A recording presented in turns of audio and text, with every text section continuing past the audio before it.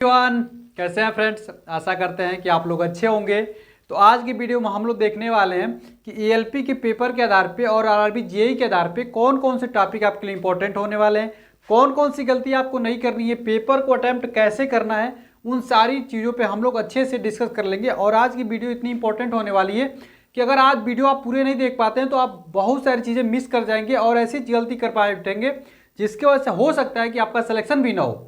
क्योंकि बहुत video important होने वाली है, एक एक बिंदुओं पर हम लोग बात करने वाले, जो एलपी में गलती की है, जो जेईई में लोग गलती कर रहे हैं, कौन कौन सी टॉपिक इंपॉर्टेंट होने वाली है, वो सारी चीज़ें हम लोग अच्छे से आज की वीडियो में डिस्कस करने वाले हैं। तो सबसे पहले हम बता दें कि एकदम लास्ट टाइम अब चल रहा है आरआरबी टेक्नीशियन का, एकदम अंतिम समय चल रहा है। तो आज के समय में अंतिम लास्ट टाइम स्ट्रेटजी क्या क्या आपको रखनी चाहिए, कौन कौन सी गलतियाँ नहीं करनी चाहिए जिससे आपका सिलेक्शन हो जाए। पहली बार में आपको भी पता है कि जो वैकेंसी है, आपको भी पता है मात्र 14,000 की समथिंग आपकी वैकेंसी है टेक्नीशियन में, और फॉर्म लगभग जो पड़ा हुआ है करीब 25 लाख से 30 लाख के बीच में पड़ा हुआ है। हम मानते हैं कि उसमें से 18 लाख के आसपास या 20 लाख के आसपास स्टूडेंट जो उसमें भाग लेते हैं अगर एग्जाम में, तो मात्र 14,000 लड़कों का ही सिलेक्शन। सोचिए कंपटीशन कितना टफ है होने वाला है। तो अब ये सब गलती कौन कौन सी आपको नहीं कर रहा है जिससे आपका सिलेक्शन हो जाए। और नहीं तो होगा क्या कि वही होगा, अगर मान लीजिए 20 लाख लड़के एग्जाम देते हैं तो उसमें से मात्र 14,000 लड़कों का ही सिलेक्शन होने वाला है। तो वो कौन कौन सी गलती नहीं करेंगे, वो सारी चीज़ों पे हम लोग आज ध्यान देने वाले हैं। और एक एक चीज़ ध्यान दीजिए, आज की वीडियो बहुत इंपॉर्टेंट आपके लिए होने वाली है। तो देखिए, सबसे पहले हम बात कर लें मैथ आपके 25 क्वेश्चन आने वाले हैं और आपका अंतिम समय चल रहा है। तो अब लास्ट टाइम में आपको क्या क्या पढ़ना चाहिए, तो देखिए आप पेपर जब दे के आए होंगे तो सारी चीज़ आपको पता चल गई कि क्वेश्चन आ कहाँ से रहे, एकदम वही पैटर्न रेलवे कराने वाला है। तो आप लोग CISI पढ़ लीजिए, नंबर सिस्टम पढ़ लीजिए, LCM HCF पढ़ लीजिए, परसेंटेज पढ़ लीजिए, प्रॉफिट एंड लॉस पढ़ लीजिए, मेंसुरेशन से सवाल आ रहे हैं मेंसुरेशन पढ़ लीजिए, ट्रिग्नोमेट्री से सवाल आ रहे हैं ट्रिग्नोमेट्री का सवाल पढ़ लीजिए। अलजेब्रा इंपॉर्टेंट है, A+B का होल स्क्वायर, A+C का होल स्क्वायर, सारे जितने भी हैं द्विघात समीकरण के अच्छे से प्रैक्टिस कर लीजिए, मिश्रण लगा लीजिए, औसत का सवालों को हल कर लीजिए। ये जो इंपॉर्टेंट जो चैप्टर है इनको आप लोग को पहले खत्म करना है, फिर उसके बाद से आपको रीजनिंग की तरफ जाना है। क्योंकि आप देखिए यही जो जो जो टॉपिक आपकी मैथ का होता है ना, यही इंपॉर्टेंट टॉपिक है, यही सवाल आएंगे, इसी से आएंगे आपको। वर्क एंड टाइम बहुत इंपॉर्टेंट है, वर्क एंड टाइम से सवाल कर लीजिए।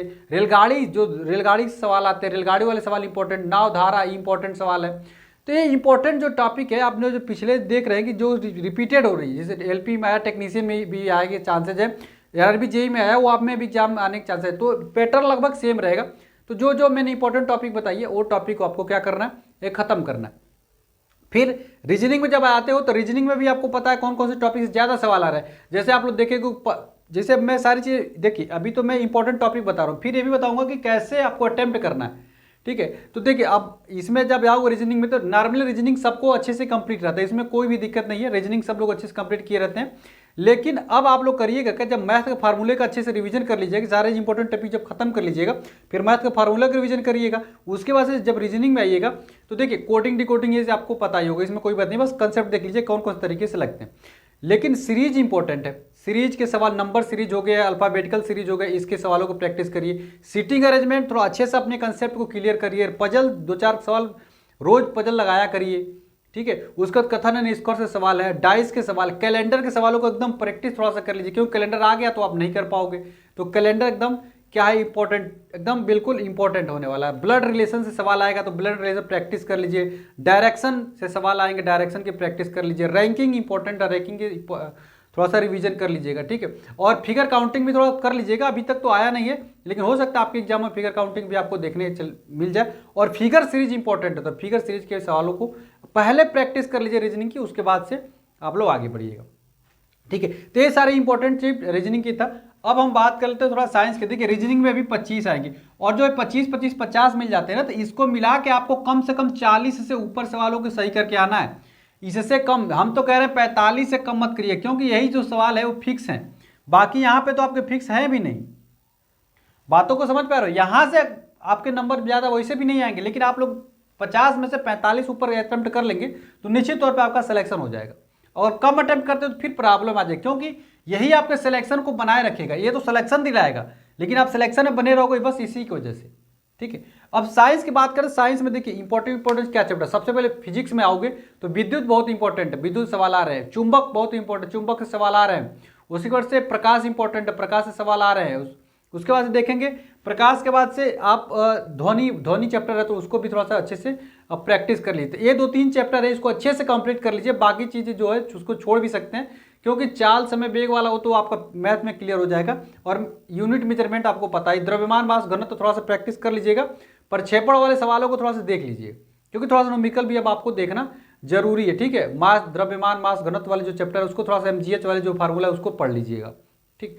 ये सारी चीज़ें आप लोग थोड़ा सा अच्छे से कंप्लीट कर लीजिए इतना अच्छे मैथ के। फिर जब आएंगे केमिस्ट्री में तो अम्ल क्षार लवण आपको अच्छे से पढ़ लेना, परमाणु वाला पढ़ लेना है। आवर्त सारणी आप स्किप कर सकते हैं कि आवर्त सारणी अभी क्वेश्चन देखने को मिल नहीं रहे, ठीक है। अभिक्रिया जो रिएक्शन आ रहा है, रिएक्शनों के अच्छे से प्रैक्टिस कर लीजिए। NCERT अगर सवाल हो तो NCERT से कर लीजिए, ठीक है। उसके बाद से अगर देखिए केमिस्ट्री से बहुत ज़्यादा इंपॉर्टेंट जो 2-3 चैप्टर ही हैं इसको पढ़ लीजिएगा। उसके बाद से बायोलॉजी में जाइएगा तो प्लांट किंगडम अच्छे से पढ़िएगा, प्लांट किंगडम इंपॉर्टेंट है। उसके बाद से जंतुओं का वर्गीकरण, उत्तक, चाहे पादप उत्तक हो, चाहे जंतु उत्तक हो, ये इंपॉर्टेंट चैप्टर है, इसको आपको अच्छे से कंप्लीट करना है। फिर रोग पढ़ना है, मनुष्य का रोग, पादप के जो रोग होते हैं उनको अच्छे से कंप्लीट कर लेना है।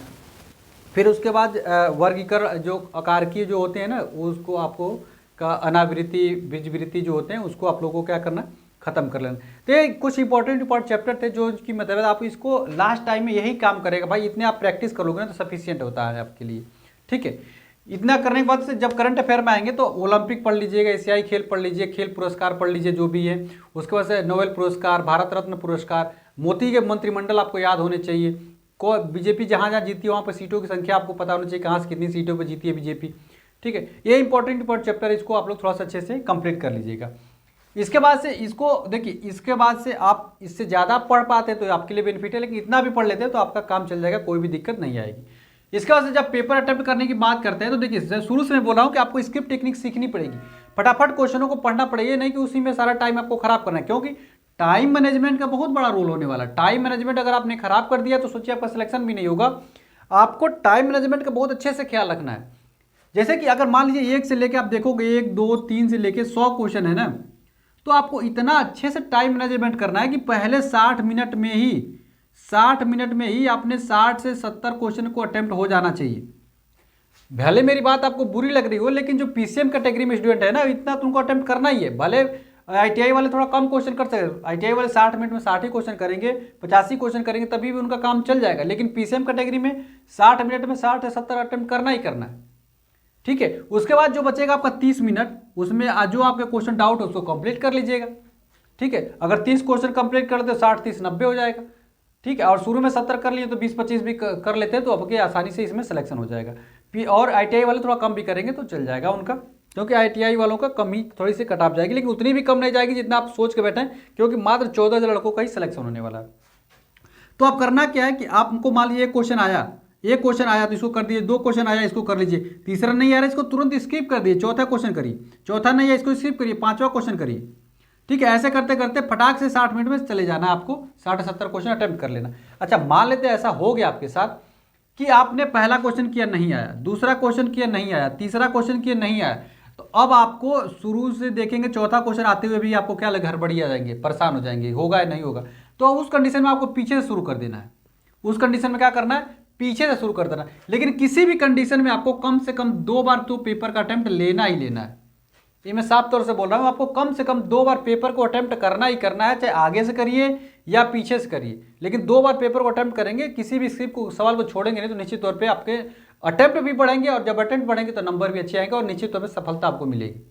उसके बाद से सीटिंग अरेंजमेंट और पजल के जो सवाल शुरू में दिखेंगे उनको आपको स्किप करना है। शुरू में सीटिंग अरेंजमेंट और पजल जब पहले राउंड जब कर रहे होंगे ना, तो सीटिंग अरेंजमेंट और पजल आपको कतई नहीं करना है, उसको छोड़ के लास्ट में जाना है। और एक चीज़ और, जो 2 से 3 लाइन के जो सवाल आपको दिखेंगे ना, जो 2 लाइन 3 लाइन 4 लाइन के जो सवाल दिखेंगे उसको पहली बार में नहीं सॉल्व करना है, उसके लिए दूसरी बार में ही आना है, दूसरी बार में सॉल्व करना है। क्योंकि बड़ा क्वेश्चन करोगे तब भी एक ही नंबर मिलेगा, छोटा क्वेश्चन करोगे तभी भी एक ही नंबर मिलेगा। तो हम छोटे छोटे सारे जो आसान क्वेश्चन उसको पहले कर लेंगे, फिर आसानी से अपन नंबर बढ़ेंगे। एक बात और आपको ध्यान रखनी चाहिए, जो मैं शुरू से ही बोलता आ रहा हूँ, देखिए जो कोई भी पेपर जो बनता है, जो भी आपको पेपर बनाया जाता है उसमें 3 तरीके के क्वेश्चन डाला जाता है, एक इजी क्वेश्चन, उसके बाद एक मीडियम क्वेश्चन और लास्ट में हार्ड क्वेश्चन, यानी 3 तरीके के क्वेश्चनों को डाला जाता है। तो 40% ईजी रहता है, उसी पर 40% मीडियम रहता है और 20% क्या रहता है, हार्ड रहता है। तो आप लोग करिएगा का शुरू में ईजी वाले क्वेश्चनों को निपटाइएगा शुरू में ही, और 20 क्वेश्चन जो मिलेंगे वो मीडियम को निपटा लीजिएगा।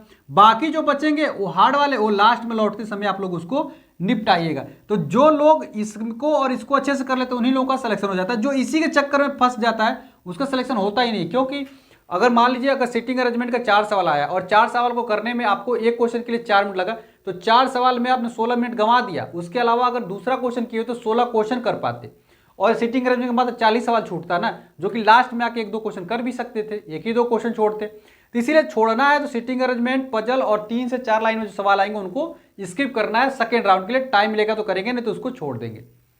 तो ये रही आपके लिए बेहतरीन टेक्निक, आपको जो इसको आप सफलता दिलाएगी। और टाइम मैनेजमेंट बड़ा इंपॉर्टेंट है। टाइम मैनेजमेंट आपको हमेशा पता होना चाहिए कि कितना टाइम हो गया, कितना टाइम मेरा बचा हुआ, ये आपके दिमाग में बिल्कुल चलना चाहिए, एकदम क्लियर होना चाहिए, तभी आपका सिलेक्शन होगा। अगर मान लीजिए आपका क्लियर ही नहीं है, पत्ते नहीं है कि टाइम चल रहा है क्या हो रहा है, तो पता चलेगा कि अभी मान लीजिए 60-70 क्वेश्चन पे पहुंचे हैं, तभी टाइम खत्म, अब आप परेशान हो गए, हड़बड़ा जाएंगे। इसीलिए आपको दिमाग में प्रॉपर चलना चाहिए कि कितना टाइम बचा है, कितना टाइम और मुझे लेना है, और कौन कौन से क्वेश्चन अटेम्प्ट करने। जिसको स्क्रिप्ट टेक्निक आती है सिलेक्शन उसी का होता है। क्योंकि जो 10 से 15-20 क्वेश्चन छोड़ने रहते हैं, वो कौन से क्वेश्चन छोड़ने हैं उसको अच्छे से पता रहता है कि इस टाइप के क्वेश्चन को तुरंत स्किप करके आगे बढ़ जाना है।